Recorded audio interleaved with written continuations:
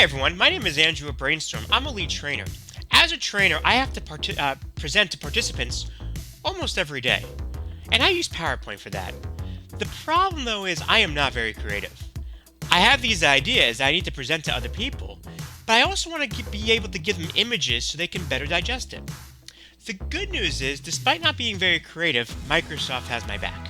So right now what you'll see on my screen here is a slide about how Microsoft 365 makes us more efficient. But I want to be able to insert some images to, again, make it more digestible in a presentation. To make this fast and help people like me who are just not very creative, I'm going to use design ideas in the top right corner. All you got to do is click on it, and what Microsoft will do is generate different images, different graphs that makes your deck stand out. So I'm going to pick on this one, or click on this one, excuse me, and you'll see Microsoft gave me a prettier title and 3 different images to make my bullet points really pop.